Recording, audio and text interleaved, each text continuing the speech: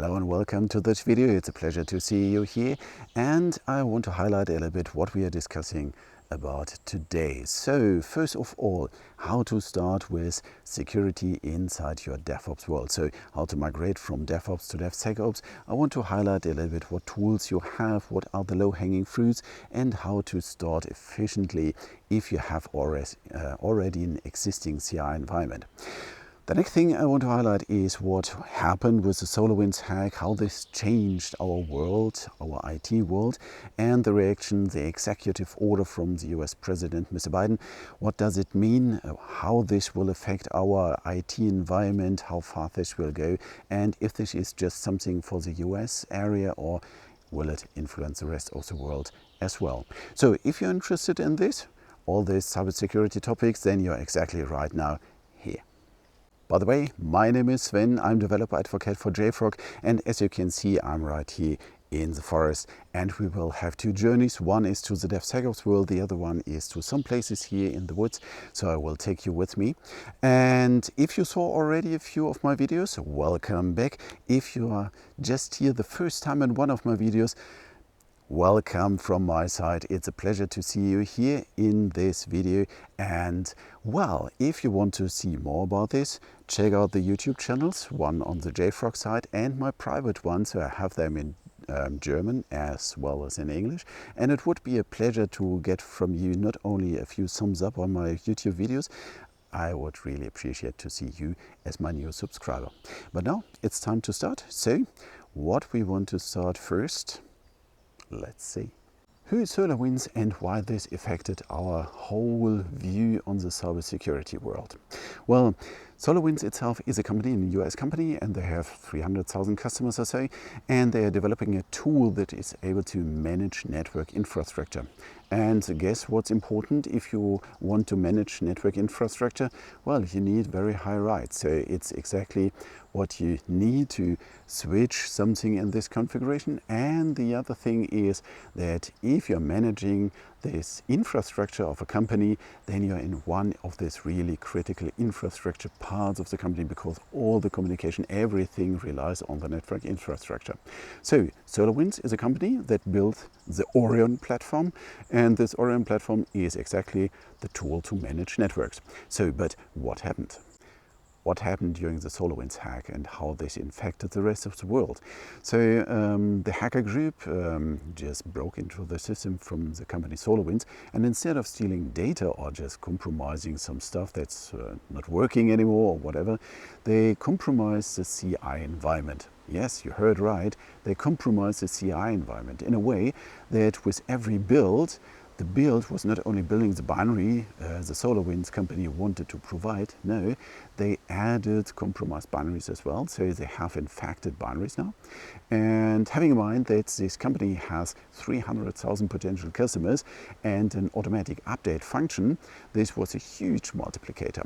So this compromised binary that was now included with every build was provided via this update functionality and then pushed to the customers. On the customer side, it has done nothing, so just sleeping for 1 or 2 weeks, and then it starts loading more binaries to the site where they are active.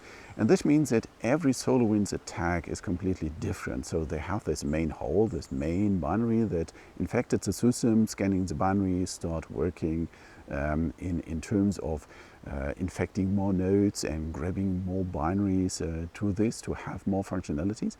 On the other side, you have opened now a bunch of doors, and you not even know how many doors, what are the doors, and so on. So what do you have to do to get rid of SolarWinds? Well, you really have to shut down the whole infrastructure, clean it, and install it from scratch.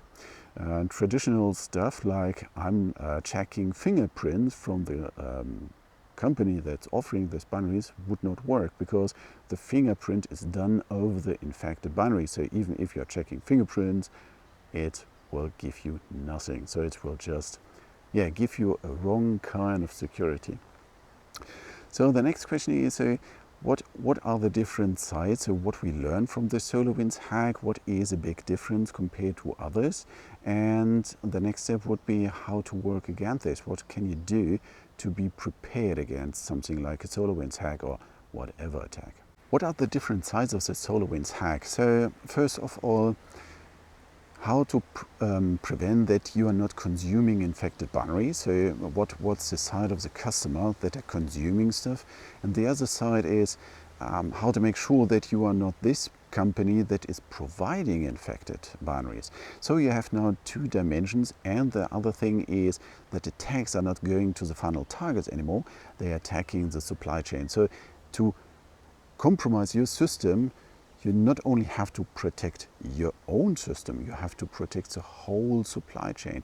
And this is something really new. So the quality of the SolarWinds hack was really a new one, and it was something that is not so easy to detect. So what tools or what basic mechanics you have to prepare yourself against SolarWinds hack? First of all, not consuming infected binaries, to identify what's going on, to clean it, and on the other side, don't be the next SolarWinds, so that you are not pushing compromised binaries to the world. What's Dust? Dynamic application security testing is the way to scan the running application. So what you try to do here is that you want to go over the most common vulnerability like SQL injection or whatever to attack a running system to find out if this vulnerability is there. So dynamic application security testing is focusing on testing already running applications, and the best thing is if you're running this one against a production system. What is the opposite of Dust, dynamic application security testing? Well, the opposite is static application security testing. What is the big thing here? So what you're doing is that you're scanning all existing components and the system must not run. So really you're focusing on the static semantic of everything that is included into this tech stack. That could include source code, it could include binaries, configurations, everything that's available. So static application security testing is something that you can do on everything that's not running, and Dust, dynamic application security testing, is focusing on already running applications. But what are the pros and cons of both of them? What are the pros and cons of Dust? So dynamic application security testing implies that you have already an application that is running. So you can't start from the first line of code. You can just start if you have something that's already running.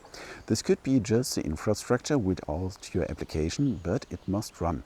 The next thing is dynamic application security testing focusing on identifying most common vulnerabilities, because the tool stack itself is mostly trained to these most common vulnerabilities like SQL injection. You have this black box testing, so you don't need information about what technology is used or what's internally used or how it's done. You're just testing the, what means just, so you're testing the package from outside. So it's a hacker approach. And this hacker approach is mostly based on these most common vulnerabilities. By the way, I have a video about most common vulnerabilities on YouTube if you want to know a little bit more about this one. But if you want to have new attacks, then you need some other approaches like machine learning, AI-based stuff that is manipulating a little bit the attack vector, or you need the knowledge to simulate this attack, and then you need a way to train the tool to do exactly this approach, or to do exactly this cyber attack. So this is not easy, so mostly you need very detailed information about the attack itself, so it's nothing that is usable by everyone. But the core idea is that you have an already existing amount of attacks that you can run against this running application. There's one pro and one con additionally. So one con is that this is very, very late in the software delivery lifecycle. So fixing vulnerabilities identified by Dust are mostly more expensive to fix because you have to do all this work again. The good thing is, if you're testing against a production system, you are able to identify all this runtime and configuration issues as well. So if you have a bad configuration, this will open additional ports, or this will open some attack vectors. You are able to identify this with Dust. This is not possible with Dust, what I'm explaining next. So yeah, this is a good approach, but have in mind you're focusing on most common vulnerabilities. You need something that is running, and test it against the production system, not against the test system. This makes no sense because all this runtime environment things you can identify with dust are only valid if you're testing production and not test systems. What's SAST? Static Application Security Testing, and the pros and cons. So first of all, with SAST, you have this white box approach, so that you're scanning all components of your test stack, not only from outside, you're really testing every component that's inside. The good thing is you can test 100% of your system directly or indirectly. It's possible with dust, but directly it's just able if you're using SAST tools. So it means really focusing on the static semantic. What is a good and bad thing in terms of cause and fixing vulnerabilities? First of all, you can search for vulnerabilities as well as for compliance issues. This is not possible if you're just looking from outside, but if you're looking inside, you have all components, and then you can check what is the license this is running under, and then you can decide if this is something that is affecting your business. You don't need a running application, so you can really start from the first minute, and if you're able to identify vulnerabilities or compliance issues, it's mostly way cheaper to fix this one because you're way earlier inside the software delivery lifecycle. On the other side, it's not possible to find zero-day attacks because you have no information about the runtime environment, about the configuration and the behavior of the application itself, because this is all inside the dynamic context, and with that you are focusing 100% of static application security testing. It means on the static semantics of these tools. What can you scan? You can scan source code, binaries, configuration, everything, but have in mind you're missing the context this application is running in. On the other side, you can scan on every developer machine. So compared to dust, that must be tested on production, SAST can be done on every machine because you are focusing just on the components. And this will lead you to the possibility that every developer in the team can start with static application security testing on every machine, on every CI build machine, whatever, because the runtime is not important at this testing technique. Okay, we saw the pros and cons of dust and SAST, and what should I focus on? Well, in an ideal world you will have both because they are both working hand in hand very efficiently. But if you just starting with security, and you're looking for the biggest impact or for the low-hanging fruits of security, you should focus on the SAST part because this is by far the broadest part, and I will explain why you should focus on this, because it will help you to fulfill a lot of other requirements that are just coming from US. But first of all, what should I scan? What will have the biggest impact if you start with security and you want to have the low-hanging fruits?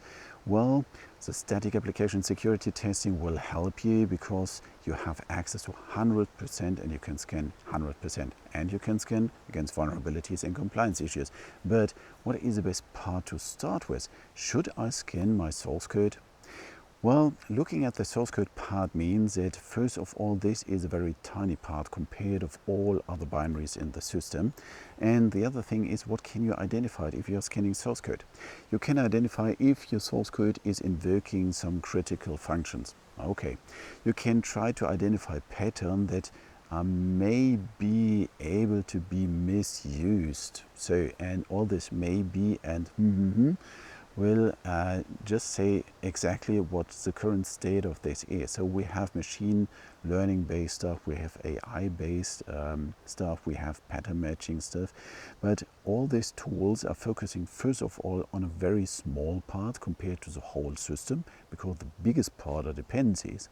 And the other thing is that you don't have this context here, so you don't know how this will be invoked. If there's something, for example, SQL injection, is there something that makes sure that there is no compromised input possible or whatever. So this is a little bit tricky, and the existing tools here, they will help you identify it smelling code, but it's not easy, and compared to the amount from the whole test stack you're scanning, this is something I would not focus first. So this is something additionally, this helpful for sure, and maybe in a few years the tools that are available are way better than today, but to have really a big impact you should focus on binaries. Should I scan binaries? And I would say yes.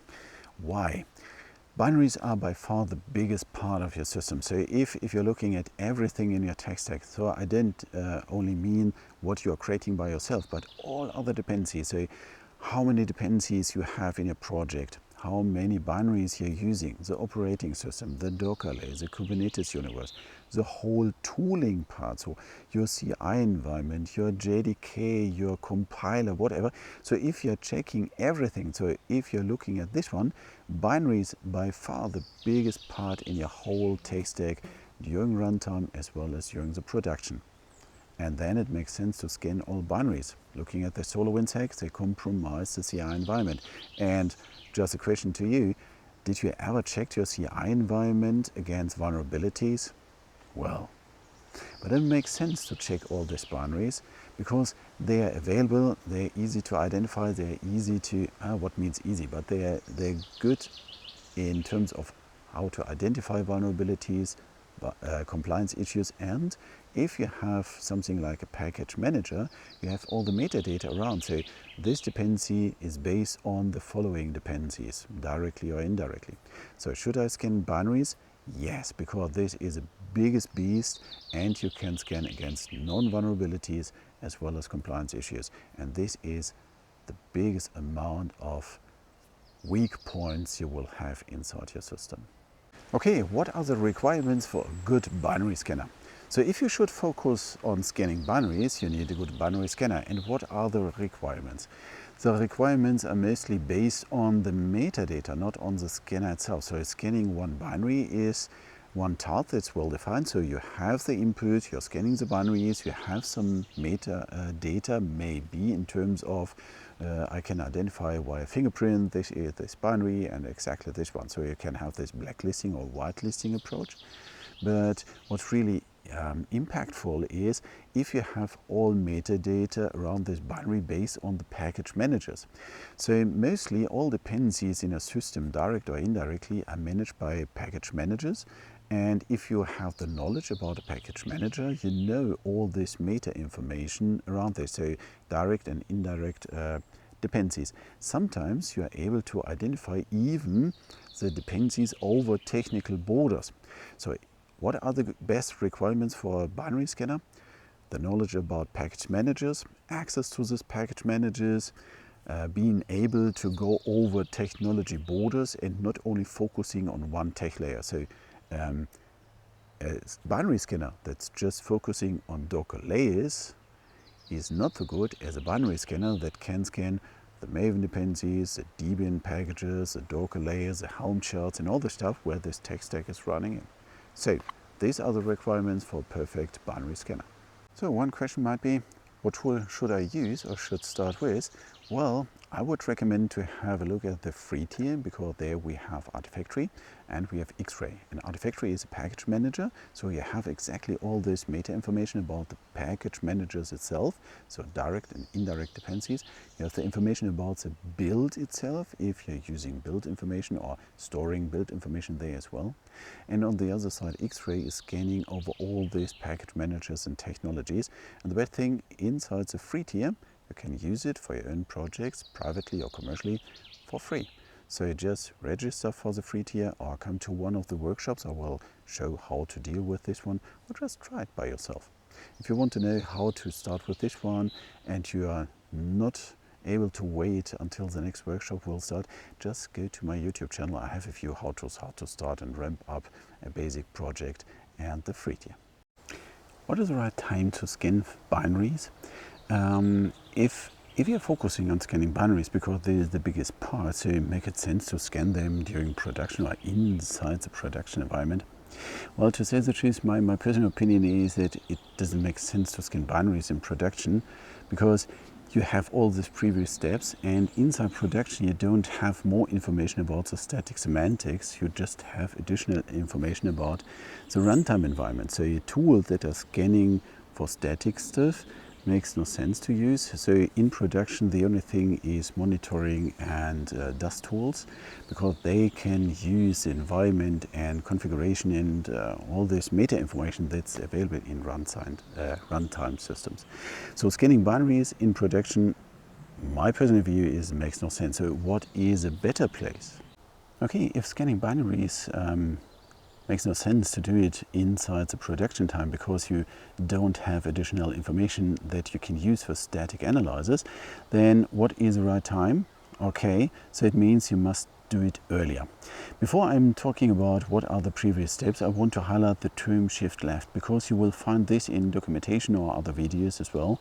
And shift left is one thing that means that if production is on the right side and start writing code is on the left side, all the steps in between you have.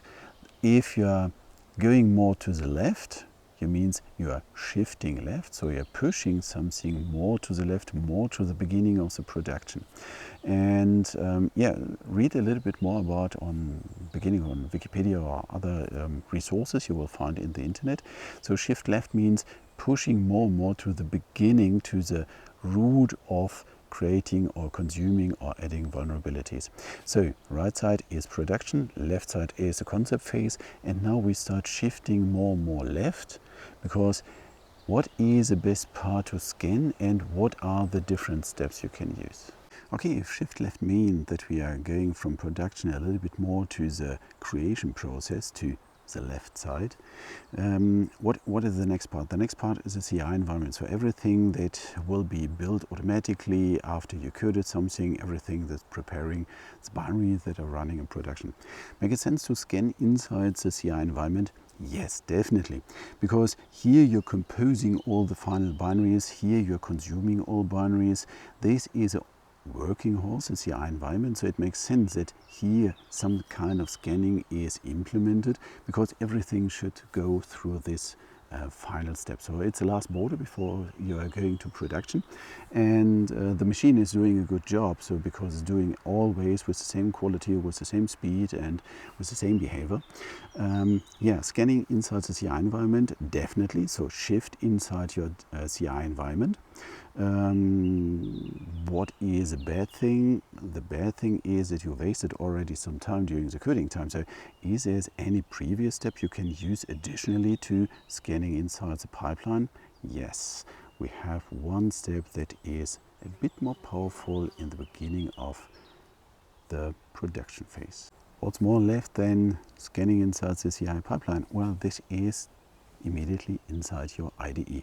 So shifting left inside the IDE has some pros and cons, and it's one of the earliest parts where we can start scanning against known vulnerabilities and compliance issues, and we definitely start investing time we not even have already invested time.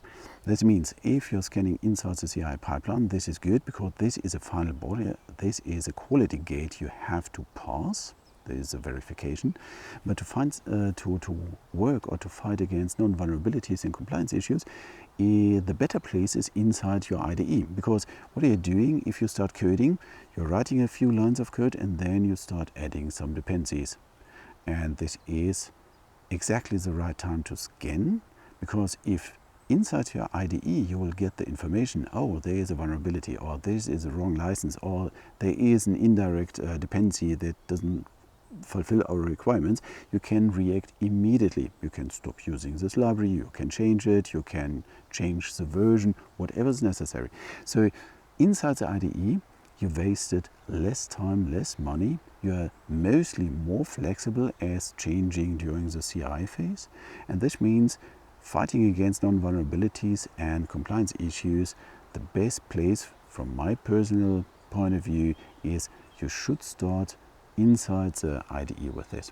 And well, if this everybody in your team is doing, then vulnerabilities will have nearly no chance. What's the lesson learned from the SolarWinds hack? Well, first of all, what is new?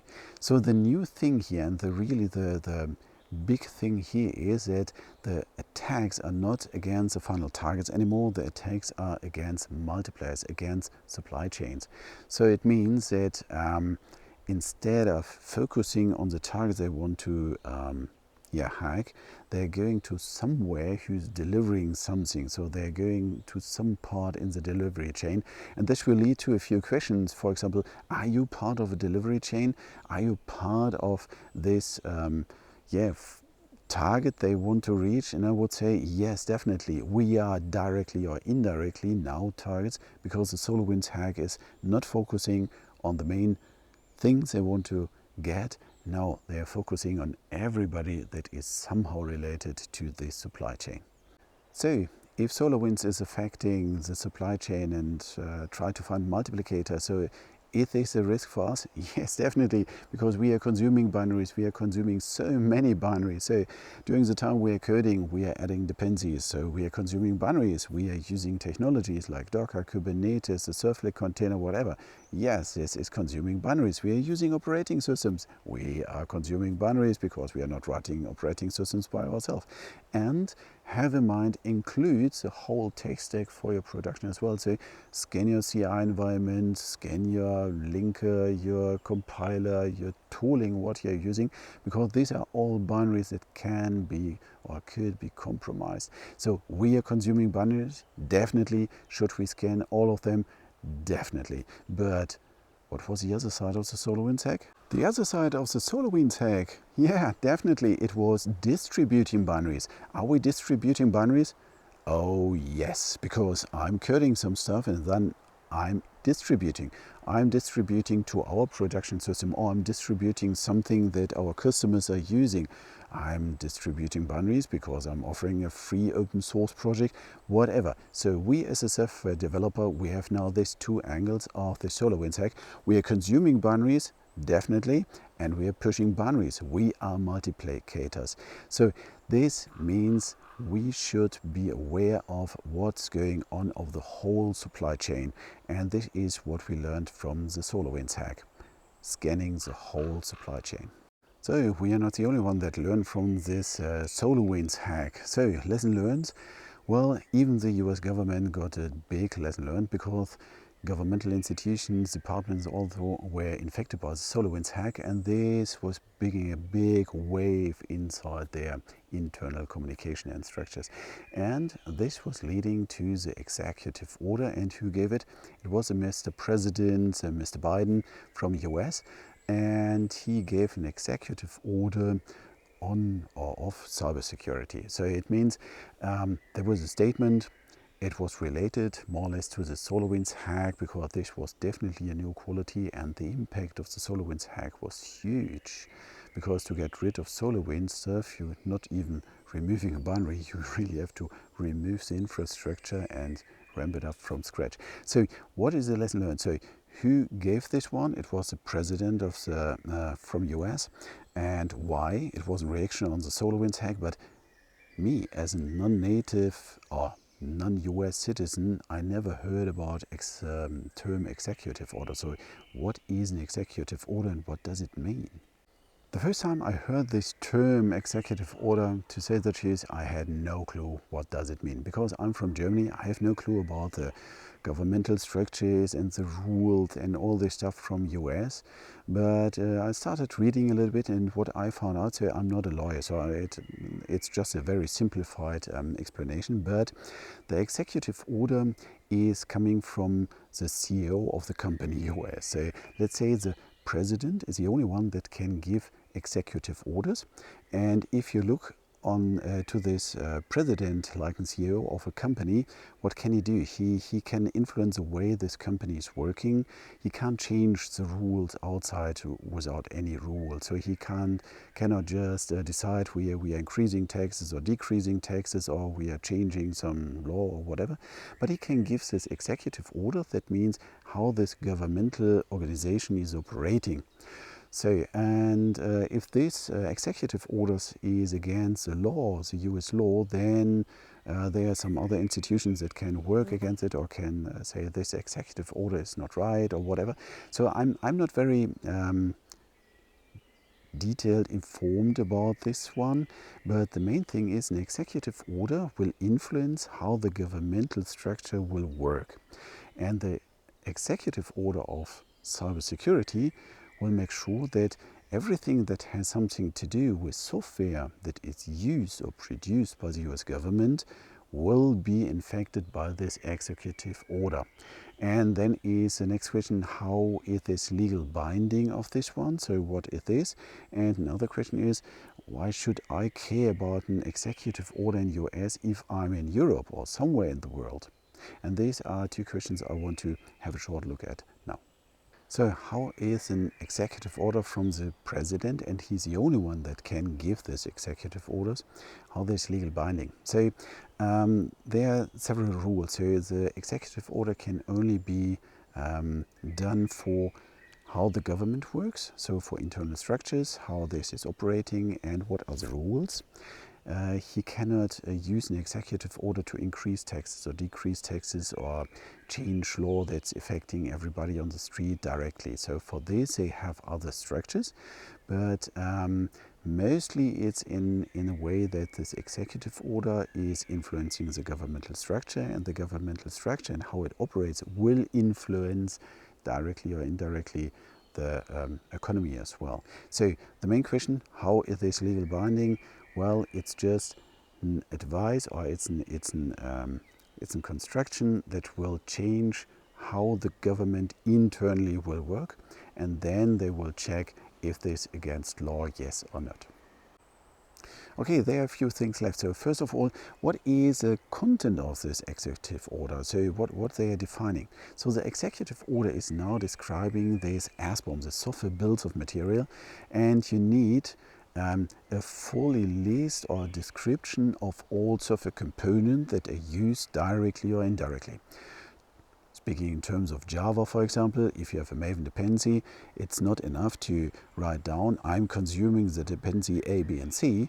You need to write down what dependencies these dependencies are using. So all direct and indirect dependencies. The next thing is, it's not only for the software that is created, it's for the whole tech stack. So all software that is running must now be included in this software bills of material. And this is a huge thing. On the other side, it's something like the complete documentation about every tiny piece that's running. Will this infect us, or will it change something? First of all, it will immediately change something on the US market. So everybody who is directly or indirectly producing software for the government or something that is used by the government have to fulfill this requirement for sure. So they have to create these bills of material. On the other side, will this affect parties outside of US? For sure, we are globally connected. So if we are creating something that is used by a company that's providing something that's delivering to a US company or to the government directly, so how long this tail is doesn't matter. So it's really, we are infected directly or indirectly by this executive order because we have to fulfill this SBOM now. It's more or less like the GDPR that was coming from Europe. So we defined inside Europe how we want to deal with data protection, and then the requirement was for external companies as well, like these big cloud providers or whatever, and this would be the step to push all this stuff to the US. So GDPR was coming from Europe and was swapping to US. Now the executive order is coming from US, and it will definitely swap to Europe and the rest of the world as well. So yes, we have to prepare to fulfill these requirements. So next thing is, before we are going to this SBOM topic again, I want to see if we have already something that we can use to fulfill this requirement, and yes, we have something. So let's talk a little bit about the full impact graph if you're searching for vulnerabilities or compliance issues. Compliance issues is one thing, you want to check if there's no component with the wrong license, but I'm focusing here right now on vulnerabilities, because with this you need a full impact graph. Why? A full impact graph means if you have a vulnerability inside, let's say, a jar, a Maven dependency, and this one is wrapped inside a web archive. It's used in this web archive. This web archive is then embedded inside a Docker layer into a servlet container, and this Docker layer is part of a Docker image, is part of a Helm chart, and so on. What we need is a full impact graph. We need the information that this infected binary is used in these different layers or in different technologies as well, so directly or indirectly. And this means, this will lead us to a dependency tree, and we need knowledge about different technologies and the metadata of this dependency. So we need knowledge about dependency manager. And so the main idea here is that you don't trust your direct and your indirect dependencies, because you have to scan them to make sure there are no vulnerabilities. If you are able to do this over different technology borders, then you are able to extract this dependency or this impact graph. And I mean the full impact graph over all tech layers that is somehow used in your production system. Okay. We need a full impact graph, but how to extract this full impact graph? For this, you need one logical point where you have access to all dependency managers, because if you have access to all dependency managers that are used, you have access to all metadata. And we have this dedicated place, and that's called Artifactory. It's more or less the manager of repository managers. And if all dependencies are going through this logical point, this Artifactory, you are able to build the whole dependency tree. And the next thing that is able to scan binaries is X-Ray. X-Ray is connected to Artifactory. And with this, we have now the possibility to have one logical point where all binaries are coming through from Maven, Debian dependencies, Docker images, Helm charts, whatever is used from your project you are building, from your infrastructure, really everything. And then X-Ray is able to read all this definition, so it knows what's already in the system, what is depending on what other technology or other dependency. So we need one logical point, and we need someone who's able to read this meta information and has access to this logical point. I mentioned X-Ray in combination with Artifactory. X-Ray is a binary scanner, is a scanner for vulnerabilities and compliance issues. So how this works. So X-Ray has all the information that's inside Artifactory. It could be dependencies between technology borders, it could be build information, distribution bundles, and so on. And with this information, we are able to scan these binaries and reading metadata to bring this in some kind of context. And I just want to highlight how we are extracting or dealing with X-Ray just in a few words. So we have one concept called watches, policies and rules. So with rules, we are describing in atomic steps what should happen if we are finding a vulnerability or compliance issue. Then with policies, we are aggregating these rules so that we have composites of rules. And then these policies are used inside watches, and watches are the combination between the actual repositories, the binaries, and the policies, the description, what should happen here. So I have a very detailed talk about this one. We have webinars about this, we have workshops how to use it. So if you want to try it on the free tier, just register for the next workshop. But the basic thing is we are able to describe what should happen based on CVSS scores, based on what technology we want to scan, and so on. And then we have some reactions. So X-Ray can start webhooks, can break a build, can send emails, can block downloads, and so on. And all functionality is available via REST API as well for Artifactory, X-Ray, distribution, and so on.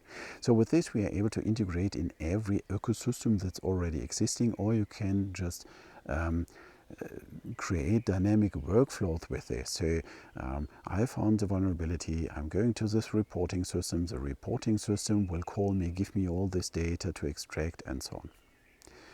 And this is the first step for two things. First is how to extract the full impact graph. Is there something? I will show you in a short screencast how to extract it, maybe of the web UI. But on the other side, if we have all this information, we can deliver not only the full impact graph, we can prepare the SBOM as well. And this is why I think this is a very good win-win situation, because with already fighting against vulnerabilities. We have in place all the technologies we need to fulfill the Executive Order on Cybersecurity for the US government as well, because we are not only able to extract the full impact graph, we are able to extract the full dependency tree, the SBOM, the software bills of material as well. So, what are the next steps? So, slowly the weather is changing. So, the weather forecast told me that we are expecting a thunderstorm a little bit, maybe in an hour or so. So, it starts raining a little bit. So, but it's a perfect time to wrap up anyway. So, it's time for the conclusion. So, what we learned so far. So, first of all, what we learned is what is the SolarWinds hack. So what happened here? So with the SolarWinds hack, we have no attacks not against the final targets. We have against it the supply chain. So we are infected, or we are we have to prepare ourselves. So not only checking what we are using, checking what we are producing as well. So scanning our own infrastructure, not only the dependency we are using during the coding phase. So this one thing, we saw a little bit the difference between DAS and SAS, so dynamic application security testing for testing runtime environments, good for finding bad configuration, open ports and all this stuff. On the other side, we have we saw something about SAS, the static application security testing, and this is by far the low-hanging fruit of the first thing you should focus if you start with security, because with this we are scanning all components, all static environments or parts of this environment, so we can test 100% and we can scan for vulnerabilities as well as against compliance issues. So should you scan your source code? Well, maybe, but this is just an add-on. Focus on binaries, and scanning binaries means that you must have a place where all binaries are coming together, so that you have some meta information about not only the binary itself but about all dependencies. For this, Artifactory is a perfect place, because here you have a manager that's able to manage all the dependency managers, and with X-Ray we are able to read this information, not only the binary itself, we have not only access to the binary, but at the same time we have access to all the meta information, so we can extract the full impact graph. Why do we need the full impact graph? We have two things why we need it. First of all, we need a full impact graph to start cleaning our system, so that we see the vulnerabilities are used somewhere in the system directly or indirectly. And on the other side, if we are able to extract the full impact graph, we are prepared for the executive order, and this executive order will just push the government to creating SBOMs, software bills of material. And for this we need everything that we are using actively, or also directly or indirectly. And it's just a question of time that the requirement for the government will affect the economy in US, and it will affect the economy worldwide. So wherever you are, start preparing for this executive order, for this creating SBOMs, the software bills of material. And with Artifactory and X-Ray, you have all tools in your hand to do two things: fight against vulnerabilities and compliance issues, even inside your CI environment or inside your IDE. So shift left is possible, straight down up to the down to the IDE. And on the other side, you have all tools in your hand to start creating SBOMs. If you want to know more about this, I will create a few more webinars to topics a little bit more specific on different parts of this. If you want to have a hands-on experience, well, just register for one of the next workshops I have. So every few weeks I have workshops for DevSecOps, and I will show you how to use X-Ray, how to ramp up, how to use a free tier. If you don't want to wait, just check out my YouTube channel. I have a bunch of YouTube videos explaining how to start with a free tier and how to start with X-Ray. Feel free. Otherwise, well, start raining. It's really time to wrap up now.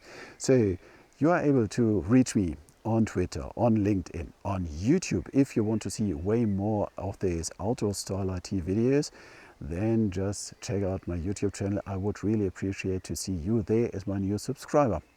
Otherwise, thank you for watching. If you have any questions, suggestions, just let me know over social media or in the Q&A phase. And that's it from my side. I have to pack up now. I have to find a dry place and wait. I think the thunderstorm, they estimated 1 or 2 hours, and then I will start going home slowly. Okay, so thank you for attending.